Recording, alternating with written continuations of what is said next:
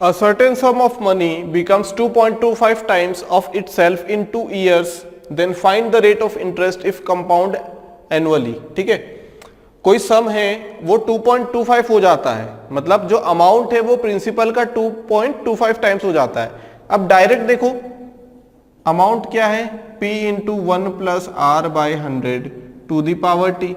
यहां किसका रोल है, यहां n का रोल ले क्या, नहीं, क्योंकि कंपाउंड एनुअली बोला गया है, टाइम दिया गया है 2 साल। इसका मतलब यहां पे कितना हो जाएगा 2.25 हो जाएगा, नहीं हो जाएगा, और ये हो जाएगा 100 प्लस आर, और ये टाइम 2 है, टाइम क्या है ये 2, ये हो जाएगा 100। बात समझ में आ गई। अब ये 2 हटा के अगर यहां अंडर रूट ले लें तो ये आ जाएगा 1.5, आ जाएगा नहीं आ जाएगा, into 100 is equal to 100 plus r, कितना आ जाएगा आर यहां से 50। टाइम लगा कुछ नहीं लगा, कितना आ जाएगा आंसर, आर इक्वल टू 50। बात समझ में आ गई। बिल्कुल आसान क्वेश्चन है, बिल्कुल टाइम नहीं लगेगा। अगर हम लोग अलग अलग मेथड, अलग अलग तरीके देखेंगे करने के तो यहां से कंफ्यूजन होगा। इससे अच्छा सिर्फ एक फॉर्मूला याद रखो, 2 फॉर्मूले याद रखो, जहां से सारी चीजें आ जाएंगी। अमाउंट का फॉर्मूला याद रखो, मैक्सिमम टाइम यही दिया जाता है कि जो सम है या फिर जो प्रिंसिपल है वो इतना टाइम्स हो गया है, इतने टाइम में रेट बताओ। कंपाउंड एनुअली की बात करेंगे तो यहाँ पे हमने 1 रख दिया, यहाँ पे क्वार्टरली की बात करेंगे तो यहाँ भी कुछ वैल्यू रख देंगे, यहाँ भी कुछ वैल्यू रख देंगे। अब उसका अंडर रूट ले लेंगे, मान लो यहाँ 3 आ जाता है तो क्यूब रूट ले लेंगे यहाँ से, तो यहाँ से सॉल्व कर लेंगे। फिर बात समझ में आ गई, इतनी क्लियर है बात। अगर इसे ऐसा भी नहीं करना है, तरीका वही चीज हो रही है, यहां से अल्टीमेटली चीज क्या हो रही है, वही हो रही है। डिवाइड किया, इतना आंसर आ गया, यहाँ 1 प्लस आर बाय 100 कर दो, यहाँ 1.5 है, यहाँ 1 प्लस आर बाय 100 कर दो, कितना आ जाएगा आर बाय 100 0.5 है ना, ये तो चला जाएगा। तो आर की वैल्यू यहां से भी 50%। बिल्कुल टाइम नहीं लगेगा क्वेश्चन को सॉल्व करने में, लेकिन अलग अलग तरीके से करने का सोचेंगे कंपाउंड इंटरेस्ट के केस में तो यहां से हमें दिक्कत हो सकती है, क्योंकि यहाँ बहुत सारी चीजें हैं, एक चीज नहीं है, यहाँ अलग अलग चीजें हैं। क्योंकि यहाँ पे हम लोग क्या करते हैं, कंपाउंड एनुअली भी कर रहे हैं, क्वार्टरली भी कर रहे हैं, ईयरली कर रहे हैं, मंथली कर रहे हैं, है ना। बात समझ में आ गई, हाफ ईयरली कर रहे हैं, तो वहां से दिक्कत हो सकती है। तो बिल्कुल बेसिक तरीका, बढ़िया तरीका क्या है, यहां से करो, ये चीज भी लिखने की जरूरत नहीं पड़ेगी अगर फॉर्मूला दिमाग में है तो, ठीक है। बात समझ में आ गई। अब यहां पे क्या बोला गया, देखो 2.25 टाइम्स हो रहा है, कितना हो रहा है 2.25 टाइम्स हो रहा है। हमने जो पढ़ा था क्या, प्रिंसिपल यहां लिखते थे हम लोग, है ना, 2.25 हो रहा है, कितने साल में, 2 साल में हो रहा है। तो यहां पे हम लोग वही चीज तो कर रहे हैं, 100 plus r by 100, 100 plus r by 100, 2.25। अब ये चीज 2 बार हो रही है, ये पी है, ये इतना हो रहा है, ये कैंसिल कर दो, यहां से क्या कर दो, कैंसिल कर दो, ये चीज कर देंगे यहां से हम लोग, ये भी तो कर सकते हैं ऐसा, तो ये भी कैंसिल कर दो, क्लियर। लेकिन यहां से थोड़ा सा टाइम लगेगा, देखो यही तो अंतर है, हमें क्वेश्चन में यही समझना पड़ता है कि यहां पे हम लोग कौन से मेथड का यूज करें, किस प्रोसेस से जाएं, है ना। अब यहां से कितनी आसानी से रेट आ गया। अब यहां रेट नहीं पता है तो हम लोगों को ये चीज लगानी पड़ेगी, लेकिन अगर हमें पता होता, क्या, अगर हमें प्रिंसिपल पता होता और रेट पता होता तो हम बिल्कुल आसानी से यहां से क्वेश्चन जल्दी से सॉल्व कर पाते, लेकिन यहां से थोड़ा सा टाइम लग जाता और यहां से जल्दी से सॉल्व कर पाते, ठीक है। तो ये डिपेंड करता है क्वेश्चन में कि क्वेश्चन हमसे क्या पूछ रहा है। अगर क्वेश्चन ने हमसे पूछा अमाउंट पूछा, इसका मतलब सारी चीजें गिवन है, प्रिंसिपल गिवन है, टाइम गिवन है, रेट गिवन है, तो यहां से आसानी से आंसर निकल के आ जाएगा। बात समझ में आ गई। अगर हमें यहां से टाइम भी निकालना है, अमाउंट ऑफ प्रिंसिपल और रेट दिया है तो भी यहां से निकाल सकते हैं, यूनिट डिजिट का कॉन्सेप्ट लगा के। यहां से कैसे आंसर निकाल सकते हैं हम लोग, अगर यहां पे हमें आर नहीं पता है तो हमें इसी टाइप से करना पड़ेगा। यहां से करने गए तो बहुत सारा टाइम लगने वाला है, क्योंकि यहां इसे पहले मल्टीप्लाई करना पड़ेगा, फिर इसका स्क्वायर सॉल्व करना पड़ेगा, तो कितना मुश्किल है यहां से आंसर को ले आना, ठीक है। बात समझ में आ गई, क्लियर है बात। अब ये तो हो गया। अब ये 2250 कितना, 22,500 हो जाएगा। अब इसमें ऐसा कौन सा नंबर ऐड करेंगे जिसका स्क्वायर क्या हो जाए 225, मतलब ये 150 होना चाहिए, क्या होना चाहिए 150 होना चाहिए, 15 का स्क्वायर 225, तो यहाँ से 50। अब यहाँ पे हमें सोचना पड़ेगा क्या वैल्यू रख के देखिए हम लोग, ठीक है। इससे अच्छा हम लोग क्या यहाँ से सॉल्व कर लेंगे, डायरेक्ट हमें करेक्ट वैल्यू मिल जाएगी। A certain sum of money becomes 625 by 526 of itself in 1 year, then find the rate of interest per annum if the interest is compounded quarterly, ठीक है। देखो अमाउंट क्या हो रहा है 625/256। एक चीज यहां से अगर नोटिस कर पा रहे हैं हम लोग, तो हम लोग ये नोटिस कर पा रहे हैं कि ये जो नंबर लिखा हुआ है 625 और 256, ये किसी का स्क्वायर है। किसी का क्या है, ये स्क्वायर है। देखो हर टाइप के क्वेश्चन में कुछ न कुछ हमें हिंट मिलती है। यहाँ पे हमें हिंट मिली कि ये क्या है, कि किसी न किसी नंबर्स का क्या है, स्क्वायर है। किसका स्क्वायर है, 625 है 25 का स्क्वायर, और 256 है 16 का स्क्वायर। एक चीज हमने यहां से और नोटिस कर ली कि 25 का स्क्वायर हो रहा है, मतलब 5 की पावर 4 हो रहा होगा। 16 का स्क्वायर हो रहा है, इसका मतलब 4 की पावर 4 हो रहा होगा। बात समझ में आ गई, ये चीज हमें काम आने वाली है। उसके बाद क्या बोला गया है, क्वार्टरली। अब देखो क्वार्टरली की बात की गई है, तो इन टाइप के क्वेश्चन में हमेशा हम लोग क्या फॉर्मूले का ही यूज करेंगे, डायरेक्ट करने की कोशिश नहीं करेंगे। ठीक है, हमने यहाँ पे फॉर्मूला लिख दिया। एक चीज हमने यहाँ पे भूल गए लिखना, जो कि क्या है, एन, क्योंकि यहाँ पे क्वार्टरली की बात हो रही है तो हमें एन लगाना पड़ेगा। क्वार्टरली हो, मंथली हो, या फिर हाफ एयरली या सेमी एनुअली हो, यहाँ पे एन का फिर यूज होगा। ईयरली के लिए क्या करना है, 1 कर देना है, तो यहाँ पे टी आ जाएगा, यहाँ 100 आ जाएगा, एक ही बात है। ठीक है, अब 625/256 टाइम्स हो रहा है, मतलब amount is equal to 625/256। P से पी कैंसिल हो जाएगा, तो ये आ जाएगा 625/256। कितना हो जाएगा, ये रेट नहीं पता, जो कि निकालना है। एन की वैल्यू 4, क्वार्टरली है, एन इक्वल टू 4 होता है, तो यहां से ये वैल्यू हो जाएगी 4 × 100 400, और ये 1 × 4, क्योंकि टाइम तो 1 ईयर है, लेकिन एन जो है compounded, number of times compounded per year कितना हो जाएगा, 4 हो जाएगा। अब देखो हमने देखा था कि ये किसी का स्क्वायर है और पावर 4 है। पावर 4 मिल जाए अगर यहाँ की, तो पावर 4 से पावर 4 कैंसिल हो जाएगा। तो हमने बोला 25 का स्क्वायर मतलब 5 की पावर 4, 16 का स्क्वायर मतलब 4 की पावर 4, ये चीज हो जाएगी 1 + r/400। उड़ा देंगे, कैंसिल कर देंगे, तो ये कितना आ जाएगा, ये देखो माइनस, ये 1 इधर चला जाएगा, तो 5/4 - 1 1/4, तो ये आ जाएगा 400/4%, मतलब 100%। तो रेट कितना आ गया, 100%। कितना आ गया रेट, 100%। बात समझ में आ गई, यहां से इतनी बात क्लियर हो गई। कितना आ जाएगा रेट, 100%। अगर यहां पे कुछ और दिमाग लगाने की कोशिश करते कि प्रिंसिपल में 1 + r/100, फिर दूसरी बार 1 + r/100, तो वहां से कंफ्यूजन होता और आंसर निकालना मुश्किल हो जाता। इससे अच्छा क्या है, हर टाइप के क्वेश्चन जब यहां से सॉल्व हो सकते हैं, तो हम लोग एक्स्ट्रा दिमाग नहीं लगाना है। ठीक है, क्योंकि ये थोड़ा सा टफ यूनिट है, यहाँ पे कंफ्यूजन भी होता है। ठीक है, कंफ्यूजन मैक्सिमम किस वजह से होता है, क्वार्टरली की वजह से, अगर हम डायरेक्ट सॉल्व करने की कोशिश करेंगे तो यहां से डायरेक्ट हमने देखा, फॉर्मूला लगाया और आंसर निकाल के ले आए। ठीक है, यहां से करेंगे तो 2-4 सेकंड ज्यादा, 10-15 सेकंड ज्यादा लग जाएंगे, लेकिन आंसर हमें श्योरिटी रहेगी कि आंसर करेक्ट मिलके आ रहा है ना। तो हम लोग क्या करेंगे, यहीं से सॉल्व करेंगे क्वेश्चंस को। The time in which ₹80,000 amounts to ₹92,610 at 10% per annum compound interest being compound semi annually। Semi annually में n की वैल्यू कितनी हो जाएगी, सेमी एनुअली में n की वैल्यू हो जाएगी 2, है ना। सेमी एनुअली मतलब हाफ एयरली। अमाउंट कितना हो जाएगा, 92,610 हो जाएगा। इक्वल टू में क्या है, इक्वल टू में प्रिंसिपल है, मतलब ये प्रिंसिपल रहेगा, तो इसे यहां लेके आ गए हम लोग। ये है 1 + r। सेमी एनुअली की बात करेंगे तो ये हो जाएगा 1/n × 200। और टाइम कितने बात की गई है, यहाँ पे रेट भी बताया गया है, देखो रेट भी बताया गया है 10।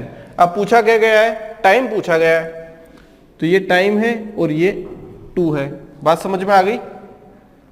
अब एक चीज यहां पे देखो, अगर हम इसे सॉल्व करें, ये आ जाएगा कितना, 21/20 टू द पावर t + 2, और ये कितना आ जाएगा, 9261 डिवाइडेड बाई 800। यहां से हम क्या देख पा रहे हैं, देखो यहां 20 है, अगर हम इसका स्क्वायर कर देंगे, अगर हम इसका स्क्वायर कर देंगे तो क्या आ जाएगा हमारे पास।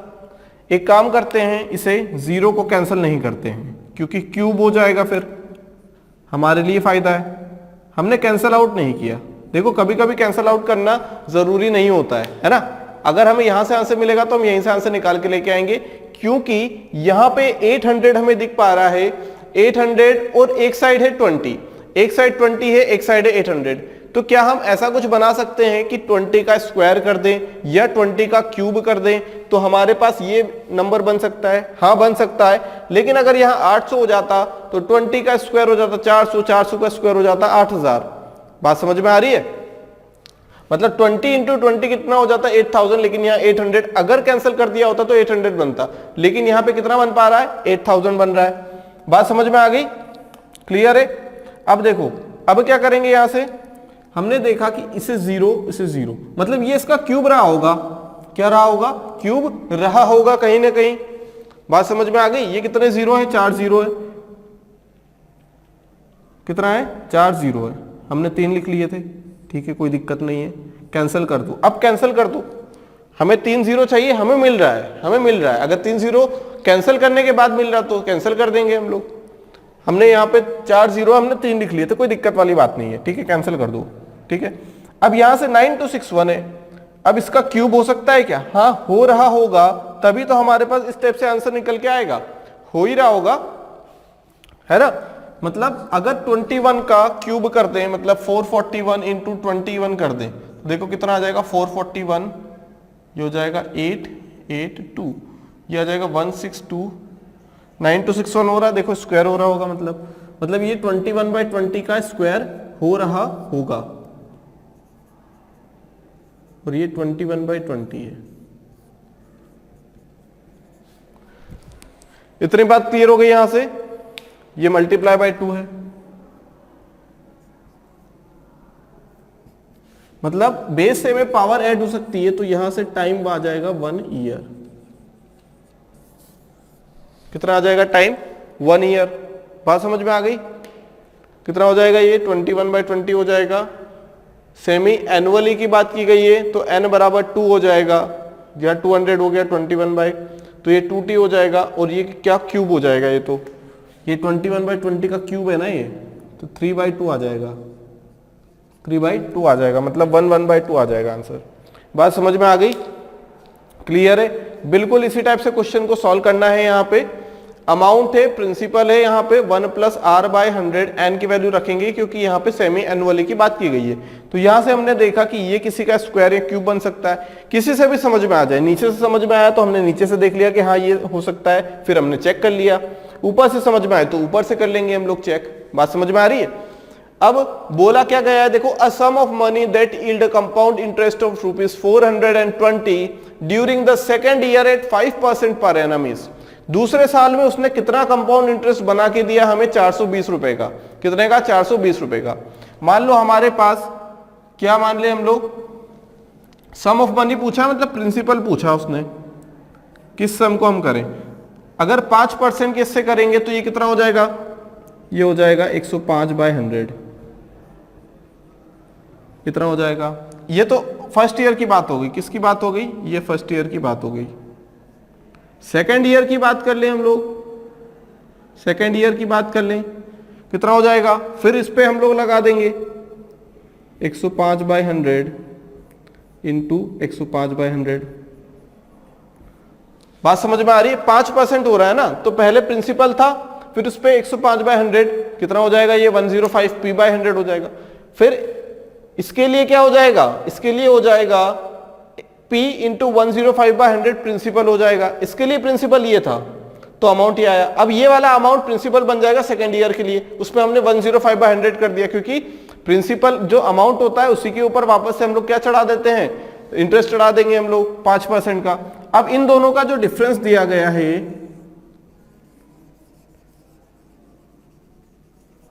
डिफरेंस वो क्या होगा? क्योंकि सेकेंड ईयर के लिए ये क्या हो गया? अमाउंट हो गया, और ये सेकेंड ईयर के लिए क्या हो गया? प्रिंसिपल हो गया। तो इन दोनों का डिफरेंस क्या कहलाएगा?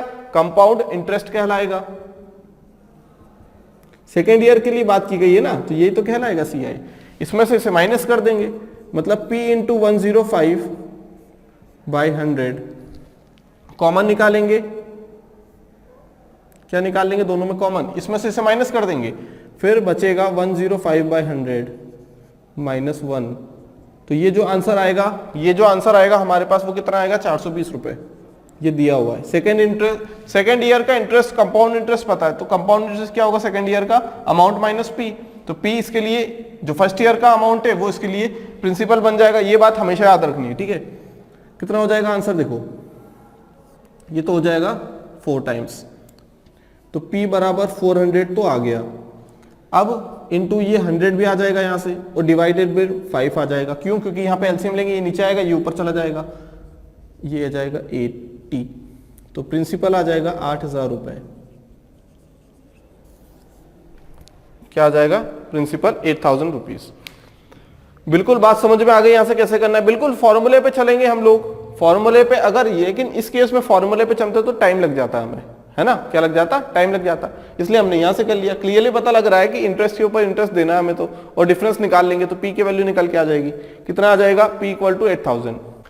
The compound interest on ₹12,000 for 9 month at 20% per annum interest being compounded quarterly is. ठीक है, क्या बताना है?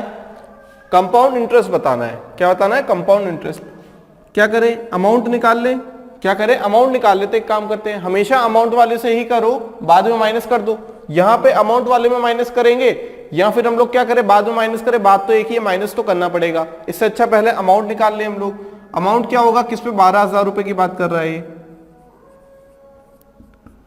रेट कितना है यहाँ पे? 20% का रेट है। एन कितना है? देखो कंपाउंड क्वार्टरली की बात की गई है, यहां से एन हमें पता है क्वार्टरली हो गया, तो एन बराबर 4, तो ये हो जाएगा 400, 4 इंटू 100, और ये हो जाएगा कितने साल के लिए? 9 मंथ के लिए। अब 9 मंथ मतलब क्या हो जाएगा? ईयर में कन्वर्ट करो इसे, 9/12। ये तो आ गया टाइम, ये तो आ गया टाइम इन ईयर। अब एन का भी तो मल्टीप्लाई करना पड़ेगा, एन का भी मल्टीप्लाई करना पड़ेगा। कुल मिला के ए की वैल्यू निकालो पहले, ये हो जाएगी 12,000, ये हो जाएगी 120, 21/20, ये कितना हो जाएगा? 3। कितना हो जाएगा? 3। अब एक चीज यहां से देखो, 20 इंटू 3 हो जाएगा, तो ये 2 से ये 0 कितनी बार आएगा? 3 बार, तो 3 से 3 कैंसिल हो जाएगा, 3 से 3 कैंसिल हो जाएगा, और बचेगा कितना? 8। बचेगा कितना यहाँ पे? 8 बचेगा, नहीं बचेगा? इंटू 21 का क्यूब हो जाएगा ये तो आ गया अमाउंट। अब हमें क्या निकालना है? कंपाउंड इंटरेस्ट निकालना है। अब सीआई निकालना है हमें, तो हम लिखेंगे अमाउंट माइनस प्रिंसिपल। अब अमाउंट कितना है यहां पे देखो, ये आ जाएगा कितना? 3/2 इंटू 21 का क्यूब माइनस प्रिंसिपल कितना है यहाँ पे देखो? 12,000, 12,000। बात समझ में आ गई? अब क्या करें? देखो 21 का क्यूब 441 हो जाएगा ये तो, इंटू 21, 144, 882, ये हो जाएगा 61, 13261, 13261 इंटू 3 कर दें, 3 1 जा 3, 6 3 जा 18, 3 2 जा 6 7, यह आ जाएगा 39783। देखो कैलकुलेशन तो करनी पड़ेगी, कैलकुलेशन तो करनी ही पड़ेगी। मतलब एंडिंग में कितना आना चाहिए? 5 आना चाहिए। अब ऐसा हमने क्यों देखा कि एंडिंग में 5 आना चाहिए? क्योंकि यहां कितना है देखो, 8 और 3 है, इसमें से यहां से 0 माइनस करेंगे तो एंडिंग में कितना आएगा? 3 आएगा। एंडिंग में 3 आएगा। इसका मतलब कि यहां पे तो 2 है, अब डिवाइड में 2 है और एंडिंग में 3 आ रहा है, मतलब 1.5, मतलब पॉइंट के बाद सिर्फ 5 आएगा, पॉइंट के बाद 5 आएगा, ये कुछ नहीं आ सकता। और ये बात भी पक्की है कि पॉइंट में आंसर आएगा, क्योंकि एंडिंग में क्या हो रहा है? यूनिट प्लेस पे एक ऑड नंबर है। ऑड नंबर को इवन नंबर से या फिर 2 से डिविजिबल करेंगे हम लोग, तो एंडिंग में 5 तो आएगा ही, 0.5 तो आएगा ही। देख लेते हैं, 3,783/2 रुपीस कितना आ जाएगा? ये 1,891.50 आ गया, नहीं आ गया? 1,891.50। डायरेक्ट देखना है, इतना टाइम नहीं वेस्ट नहीं करना है हमें, इतना टाइम वेस्ट नहीं करना है। बात समझ में आ गई है? यहां से भी अगर करना चाहे तो हम लोग कर सकते थे। कैसे कर सकते थे?